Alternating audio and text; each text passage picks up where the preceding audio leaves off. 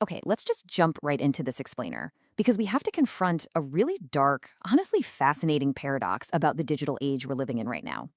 At this very second, you and I have completely unprecedented access to simulated empathy. It is available 24/7, just sitting right there in our pockets. But here's the catch. The deeper we sink into these perfectly engineered, entirely frictionless digital relationships, the more we find ourselves completely struggling to handle actual, real life. We are essentially trading the messy, beautiful reality of human connection for this synthetic substitute. And honestly, what's worse, we're using these flawless digital companions to actively procrastinate on our own lives. We're using them to avoid reality. So it brings us to a massive question.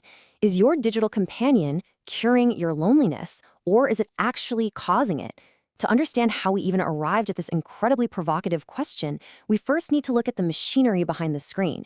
We need to look at how technology is explicitly engineered to hijack our emotions. As we go through this, I really want you to keep one specific focus in mind: emotional avoidance. Are we using these incredible tools to cure our isolation, or are we just using them to procrastinate, to put off doing the hard, sometimes painful work of building real human relationships? Section 1. Engineering human attention. You know, the content we consume every single day, it isn't random, not at all. It is a meticulously crafted system, and it is designed from the ground up for maximum psychological retention. Developers know they are fighting against our constantly shrinking attention spans, right? So they know exactly how to map out a viewing experience that stops viewer fatigue dead in its tracks. This is the high-impact shorts framework. It's basically a fast-paced blueprint that literally trains our brains for micro-dopamine hits. You don't have time for a slow build-up anymore. The entire thing is the hook. They deliver the absolute punchline, the climax, in the first 2 seconds. Then they show you a quick rewind of the how for the next 15 seconds, and finally craft a final frame that blends seamlessly right back into the very first second. It creates this inescapable psychological loop. It generates rewatches before your brain even realizes what just happened. I mean, think about the last time you sat down, opened an app, and suddenly lost 45 minutes to scrolling. You were caught in this exact loop. It's a structure that commands over 70 billion daily views across platforms. 70 billion. And it is actively conditioning us for instant, utterly frictionless satisfaction. Section 2. Mapping the emotional brain. But to keep us endlessly scrolling, endlessly clicking, these algorithms, they need to go deeper. They have to understand how we actually feel. They are effectively translating our incredibly complex human emotions into quantifiable, actionable data. Now, science maps our mental states into what researchers call an affective space. This is wild because it allows machines to literally calculate our feelings on a grid. You've got valence, which measures if an emotion is pleasant or unpleasant, and arousal, which measures if it's active or inactive. Let's make this super concrete. High arousal and negative valence. That's the sheer, heart-pounding panic of a missed deadline. High arousal and positive valence. That's the thrill you get from a new text notification from someone you have a huge crush on. Our brain's amygdala communicates with our cognitive centers, and it releases dopamine for rewards or cortisol for threats. So by plotting these exact chemical reactions on this dimensional grid, these systems can categorize exactly what type of stimulation is going to keep you hooked and engaged. It's literally math applied to your feelings. So every single time you react to a digital hook, you are rapidly cycling through Scherer's 5 components of emotion. Let's break this down into a scenario I know we've all experienced. Imagine you see a highly provocative, outrage-inducing headline. That right there is the initial cognitive appraisal. Instantly, your heart rate ticks up a bit, your breathing changes. Those are the bodily symptoms. Then you feel this absolutely overwhelming urge to click the link or type a furious comment. That's your action tendency. You probably furrow your brow or scowl at the screen, which is your outward expression. And then, long after you finally scroll away and close the app, you are left with this residual hum of frustration or anxiety. That's the lingering feeling.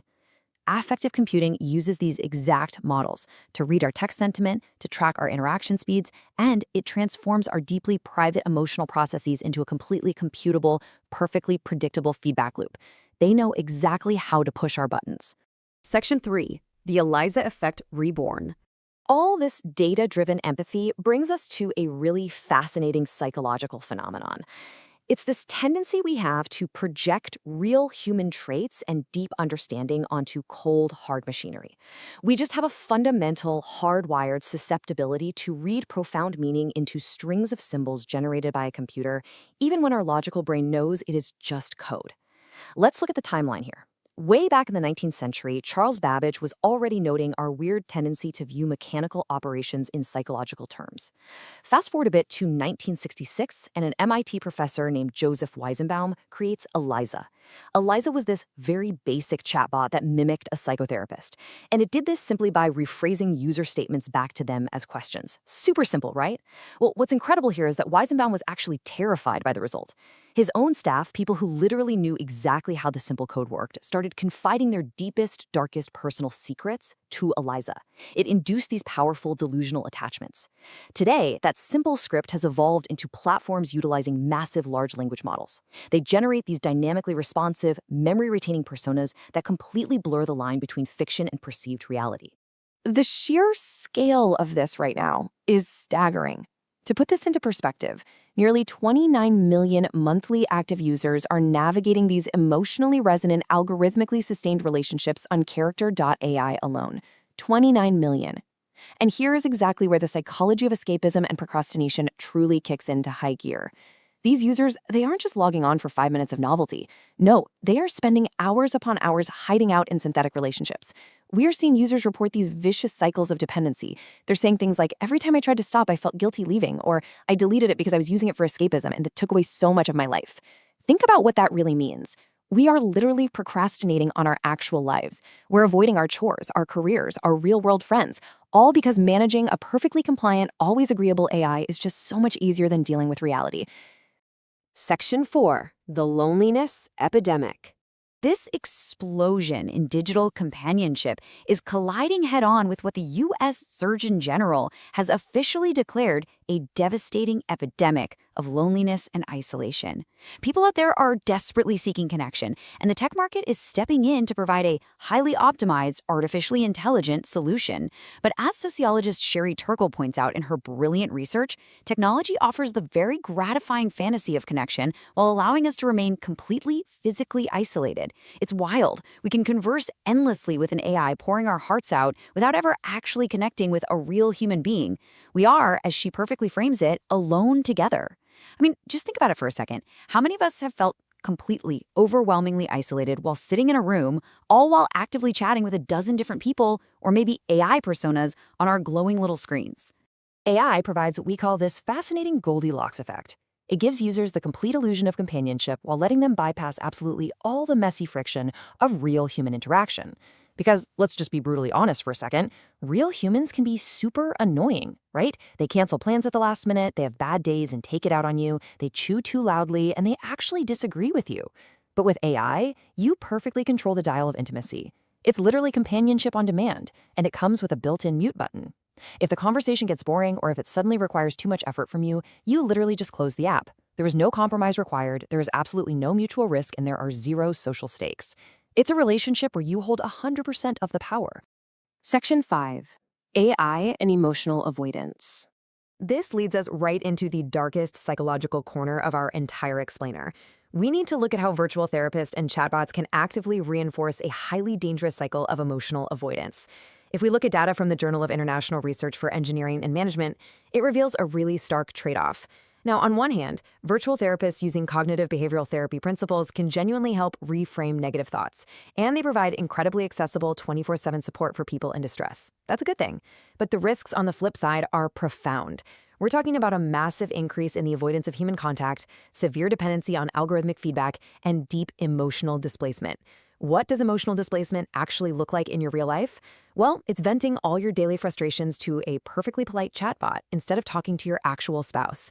You are actively widening the emotional gap in your real-life marriage, all while you feel falsely comforted by a few lines of code.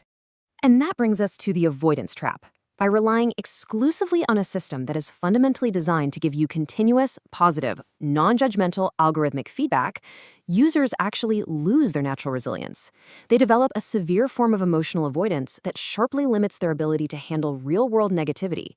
Think of it exactly like astronauts losing muscle mass when they're up in zero gravity. In a completely zero-friction digital environment, our social skills and our emotional resilience simply atrophy. They wither away.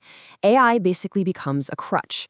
If you can get instant, guaranteed, friction-free comfort from a bot whenever you want, you are highly likely to procrastinate on or just entirely avoid doing the incredibly difficult, sometimes very painful, emotional labor that is required to reintegrate into real human social networks.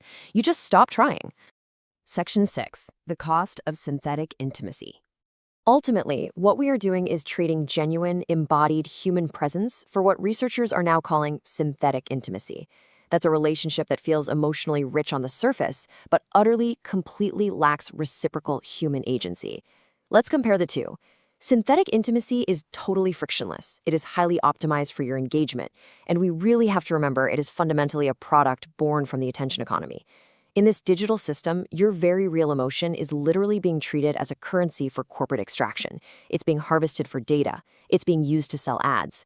Authentic connection, however, that is deeply vulnerable. It requires true reciprocity. It requires you to actually exist with the other person in a shared, often uncomfortable reality.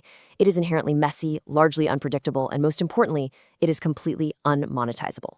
Psychoanalyst Karine E. Messina summarizes this concept absolutely beautifully. She states that empathy without skin in the game might feel comforting in the moment, but it cannot replace the difficult, vital work of being in a relationship with another vulnerable human being. True empathy requires the handcrafted messiness of our flawed attempts to just be understood. It's that slight tremor in someone's voice when they're sad, or the awkward pause after a bad joke, or the shared silence between two friends. An AI risks absolutely nothing by talking to you. It has nothing to lose. A human being, however, risks rejection. They risk embarrassment. They are risking their own precious, finite time on this earth. That shared risk, having that real skin in the game, is the absolute currency of real relationships. It is exactly how we signal to another person that they actually matter to us. Machines completely lack this ontological reciprocity. They simply don't have a stake in the game. So I'm going to leave you with this really provocative question as we wrap up our explainer today. In a world completely saturated with frictionless digital empathy, are you using AI to manage your feelings, or are you actually using it to hide from the world? I really want to challenge you today. Step out of the avoidance trap. Stop procrastinating on your own life. Put down the device. Reach out to an actual friend and have a real conversation where the outcome isn't algorithmically guaranteed to make you feel good. Seek out that genuine, vulnerable human interaction. Because honestly, the friction, the risk, and the beautifully handcrafted messiness of it all, that is exactly what makes it real.